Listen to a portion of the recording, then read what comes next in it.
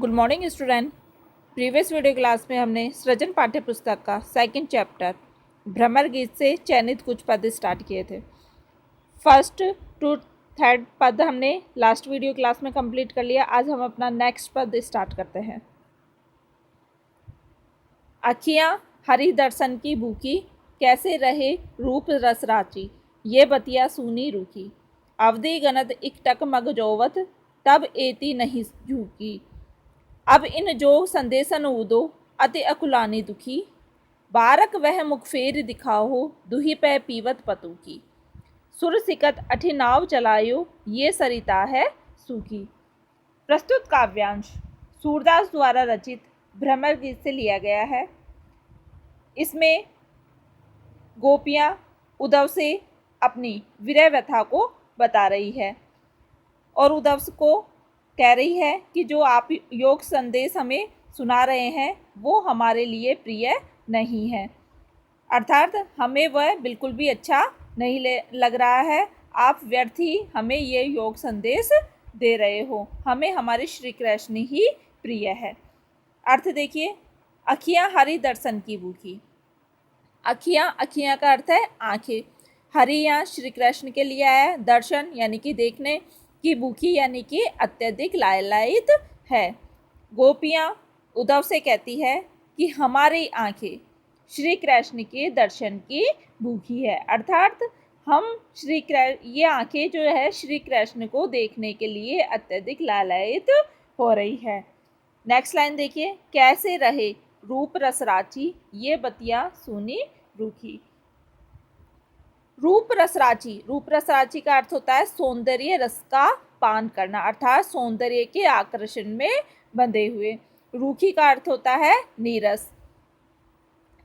अर्थ है तुम्हारे द्वारा निर्गुण साधना की रूखी बातें सुनकर हमारे श्री कृष्ण के रूप में रंगी हुई आंखें कैसे रह सकती है, इन्हें कैसे संतोष प्राप्त हो सकता है। तुम्हारी योग की बातें सुनकर ये आंखें कैसे तृप्त हो सकती है। ये तो क्या है, नीरस और हो गई है सूखी तुम्हारे योग संदेश को सुनकर। नेक्स्ट लाइन देखिए, अवधि गनत इकटक मग जोवत, तब एती नहीं झूकी। अवधि, अवधि का अर्थ है समय, गणत यानी कि गिनना, इकटक यानी कि बिना पलक झपकाए, जोवत यानी कि देखना, एती यानी कि इतनी, झुकी यानी कि दुख से पछताई। कि जब हम श्री कृष्ण का बिना पलक झपकाए रास्ता देखते रहते थे, यानी कि उनके आने की राह हम देखते रहते थे और अपनी आंखों को बिना पलक झपकाए, तभी भी यह इतनी दुखी नहीं हुई थी। अब इन जोग संदेशन उदो, अति अकुलानी दुखी। अकुलानी यानी कि व्याकुल, जोग यानी कि योग। अब उद्धव, जब आपने हमें अपना योग संदेश सुनाया है, इस योग संदेश को सुनकर ये अत्यधिक व्याकुल और दुखी हो गई है। गोपियाँ उद्धव से कहती है कि जब हम श्री कृष्ण के आने की राह में लगातार रास्ता देखते रहते थे एकटक, तभी भी हमारी ये आंखें इतनी दुखी नहीं थी और हमें इतना दुख नहीं हुआ था जितना दुख हमें आपके योग संदेश दिए जाने पर हो रहा है। आपके योग संदेश को सुनकर हम अत्यधिक व्याकुल और दुखी हो गए हैं। नेक्स्ट लाइन देखिए, एक बार बारक वह मुख फेर दिखाओ, दुही पै पीवत पतु की। बारक का अर्थ होता है एक बार, मुख का अर्थ होता है मुंह, फेर यानी कि पुनः, पै यानी कि दूध, पीवत यानी कि पीना, पतुक यानी कि पत्तों का धोना। अब गोपियाँ उद्धव से कहती है कि अब तुम एक बार गायों को धोकर धोने में ताजा दूध पीने वाला श्री कृष्ण को का मुख हमें दिखलाओ, अर्थात एक बार उन्हें हमारे पास ले आओ और गोपलीला करके दिखाओ। गोपियाँ उद्धव से कहती है कि एक बार हमें श्री कृष्ण को मिलवा दो और वो जो गोपलीला हमारे साथ करते थे वो करके एक बार हमें दिखा दो। सुर सिकत अठि नाव चलायो, ये सरिता है सूखी। सिकत, सुर सिकत हठी, हठी का अर्थ होता है जिद करके, सिकत यानी कि रेत में, नाव यानी कि नाव, सरिता यानी कि नदी, सूखी यानी कि सूखना। गोपियाँ कहती है कि श्री कृष्ण के बिना सूखी नदी के समान है। हम जो है श्री कृष्ण के बिना सूखी नदी के समान है। और हमारे हृदय सूखी नदी में अपनी तुम जो ये योग साधना रूपी नाव हठपूर्वक चला रहे हो वो व्यर्थ ही चला रहे हो। अर्थात क्यों व्यर्थ में ही योग साधना का उपदेश हमें दे रहे हो। गोपियाँ उद्धव से कहती है कि हम तो श्री कृष्ण के बिना सूखी नदी के समान है और इस सूखी नदी में तुम योग रूपी नाव को क्यों व्यर्थ में ही चला रहे हो। तुम्हारी जो ये योग रूपी नाव चला रहे हो वो व्यर्थ है। हम योग साधना को नहीं अपना सकते, हम केवल कृष्ण भक्ति में ही लीन रहना चाहते हैं। हमारे लिए हमारे श्री कृष्ण ही प्रिय है। प्रस्तुत काव्यांश में ब्रज भाषा का प्रयोग किया गया है। वियोग श्रृंगार रस तथा माधुर्य गुण का प्रयोग प्रस्तुत काव्यांश के अंतर्गत हुआ है। भावात्मक शैली का प्रयोग कवि ने इस पद के अंतर्गत किया है। ये हुआ फोर्थ पद का अर्थ कंप्लीट। नेक्स्ट पद स्टार्ट करते हैं। नेक्स्ट पद है हमारा, निर्गुण कौन देश को पासी, मधुकर असी समझाए सोहदे पूछती साच न आसी। कोह जनक जननी को कहियत कौन नारी को दासी, कैसो बरन भेष कैसो कैसी रस में अभिलासी। पावे को पुनि कियो आपनो जोरे कहे गो गासी, सुनत मौन हवे रयो ठग्यो सो सुर सबे मति नासी। प्रस्तुत काव्यांश सूरदास द्वारा रचित ब्रह्म गीत से चयनित पदों से लिया गया है। प्रस्तुत काव्यांश में गोपियाँ अपने भोलेपन के साथ वाक चातुर्य का परिचय देते हुए उद्धव से ब्रह्म ज्ञान के बारे में प्रश्न पूछती है तथा निर्गुण ब्रह्मा के बारे में, उनके रूप रंग, उनके वेश, माता पिता के बारे में प्रश्न करती है और अपने वाक चातुर्य से उद्धव को उत्तरहीन कर देती है कि उद्धव उनके सवालों का जवाब नहीं दे पाते हैं। अब वो क्या सवाल करते हैं, क्या क्या प्रश्न पूछती है, वो इस पद के अंतर्गत बताया गया है। निर्गुण कौन देश को बासी, गोपियाँ उद्धव से पूछती है कि निर्गुण कौन देश को बासी, बासी का अर्थ होता है रहने वाला, कि निर्गुण निराकार ब्रह्मा की जब भक्ति करने का उपदेश उद्धव गोपियों से कहते हैं तो गोपियाँ पूछती है कि हे उद्धव, तुम जिस निर्गुण ब्रह्मा की बात कर रहे हो वो किस देश का निवासी है, अर्थात वो किस देश का रहने वाला है, आप हमें बताइए। नेक्स्ट लाइन है, मधुकर असी समुझाए सोहदे पूछते साच ना आसी। मधुकर यहाँ पे उद्धव के लिए आया है, समुझाए यानी कि समझाना, सोहदे यानी कि सौगंध देकर, साच यानी कि सत्य, हासी यानी कि न हासी यानी कि असी न उड़ाना। गोपियाँ कहती है कि हे मधुकर, हमें अच्छी तरीके से समझाकर कहो, हम इसके लिए तुम्हें सौगंध देती हैं, हमें यह बात तुमसे सत्य भाव से पूछ रही है, तुम्हारी असी नहीं कर रही है। गोपियाँ उद्धव से कहती है कि हमें सच्ची सच्ची बता दीजिए, हम ये सत्य भाव से ये जानना चाहते हैं कि जो निर्गुण ब्रह्मा है वो किस देश का वासी है, और हम ये आपको अपनी सौगंध दिलाकर पूछ रहे हैं, तुम्हारी मजाक या हंसी नहीं उड़ा रहे हैं। को है जनक जननी को कैयत कौन नारी को दासी। को है यानी कि कौन है, जनक यानी कि पिता, जननी का अर्थ है माता, कैयत यानी कि कहलाता है, नारी यानी कि पत्नी, दासी यानी कि सेवा। तुम्हारे निर्गुण ब्रह्मा के पिता कौन है, उनकी माता कौन है, कौन उनकी पत्नी है और कौन उनकी दासी है, आप हमें बताइए कि निर्गुण ब्रह्मा के जो पिता है वो कौन है, माता कौन है, उनकी पत्नी तथा उनकी दासी कौन है। कैसो बरन भेष है कैसो कई रस के में अभिलाषी। कैसो बरन यानी कि कैसा रूप रंग है, कैसा भेष है यानी कि वेशभूषा है, के ही यानी कि किस प्रकार से, अभिलाषी यानी कि इच्छा रखने वाला। गोपियाँ उद्धव से पूछती है कि निर्गुण ब्रह्मा का रंग कैसा है, रूप रंग में वो कैसे हैं और उनका वेश कैसा है, यानी कि वो किस वेशभूषा में रहते हैं, तथा वह किस रस का अभिलाषी है, यानी कि वो किस रस के जो है इच्छा रखने वाले हैं, आप हमें बताइएगा।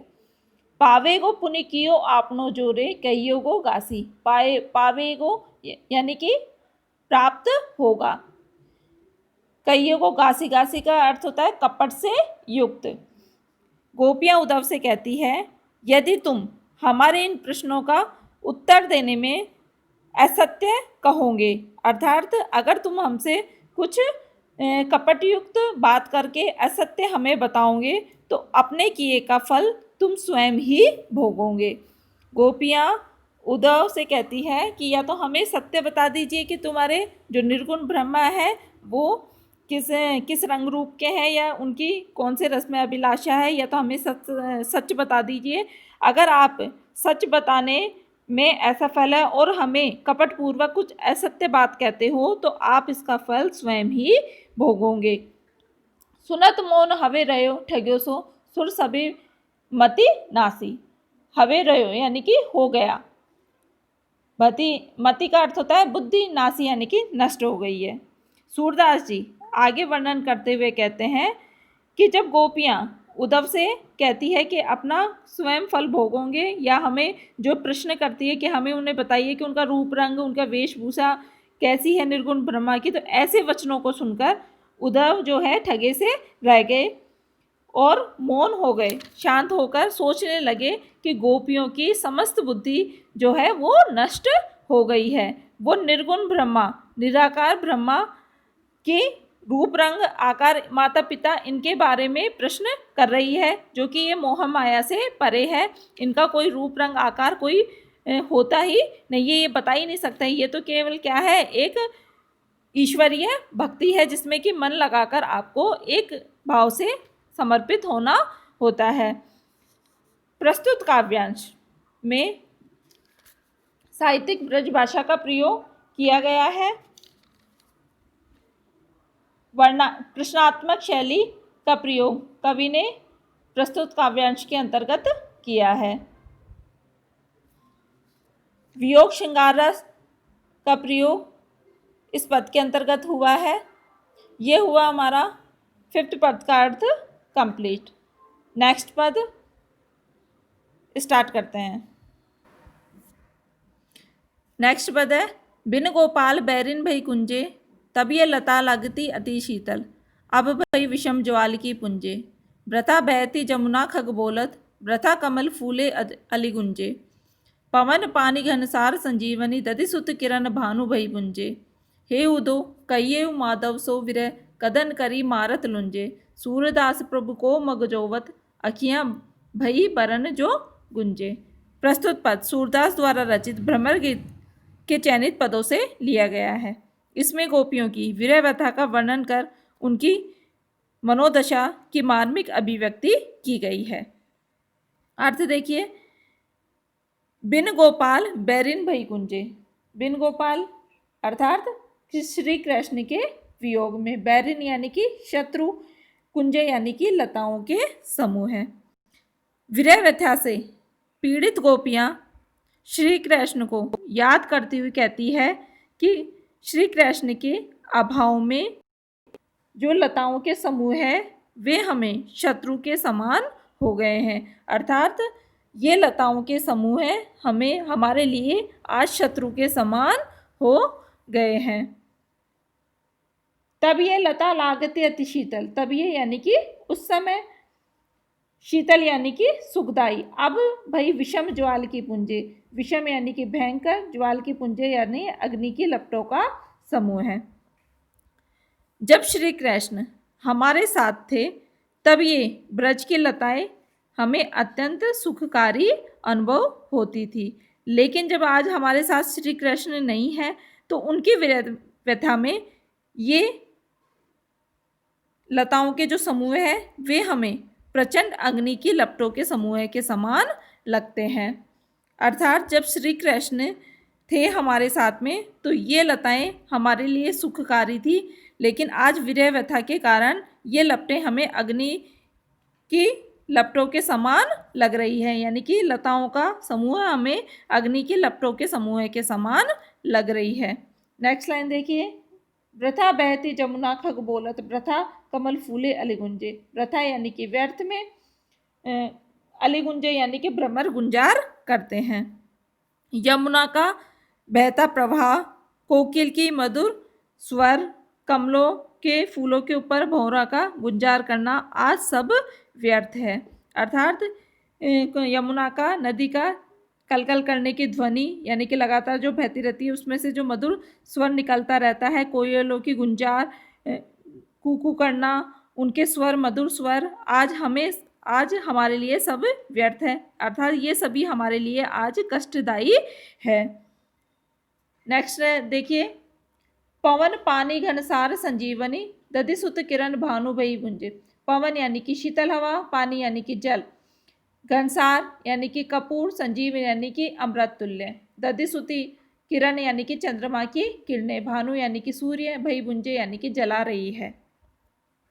शीतल पवन, कपूर और अमृतमयी चंद्रमा की किरणें, ये सभी शीतलता प्रदान करने वाले उपकरण हैं, जो कि आज हमें सूर्य की किरणों के समान तेज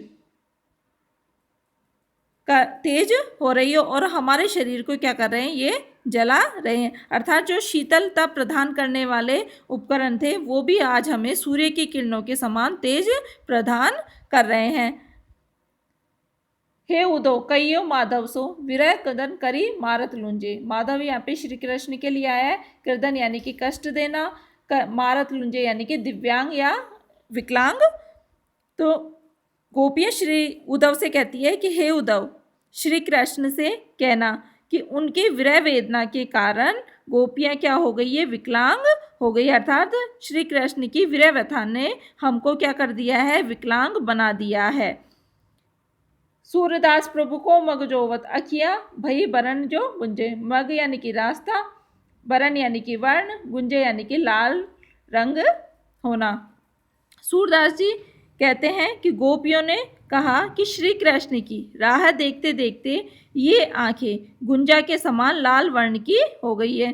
जिस प्रकार के गुंजा के जो फूल रत्न होते हैं या फूल वो क्या होते हैं, लाल रंग के होते हैं, उसी कारण से जो आंखें हैं हमारी देखते देखते रास्ते पर श्री कृष्ण की वो क्या हो गई है, लाल हो गई है। और उनके अर्थात उनके वियोग में हम जीवित ही मृत तुल्य हो गई है। गोपियाँ उद्धव से कहती है अपनी विरह व्यथा प्रकट करते हुए कि आप श्री कृष्ण से जाकर कहिएगा कि उनके वियोग में जो गोपियाँ हैं वो क्या है, विकलांग हो गई है। उनके विरह व्यथा ने उन्हें विकलांग बना दिया है और राह देखते देखते उनकी आंखें लाल हो गई है और वो जीवित ही मृत तुल्य के समान है। प्रस्तुत काव्यांश में ब्रज भाषा का प्रयोग किया गया है। व्यंग्यात्मक तथा भावात्मक शैली का प्रयोग प्रस्तुत काव्यांश के अंतर्गत हुआ है। वियोग श्रृंगार रस का हृदय स्पर्शी वर्णन इस पद के अंतर्गत हुआ है। अनुप्रास व उपमा अलंकार का प्रयोग इस पद में हुआ है। ये हुआ इस पद का अर्थ कंप्लीट। कल हम इस लेसन के क्वेश्चन आंसर स्टार्ट करेंगे।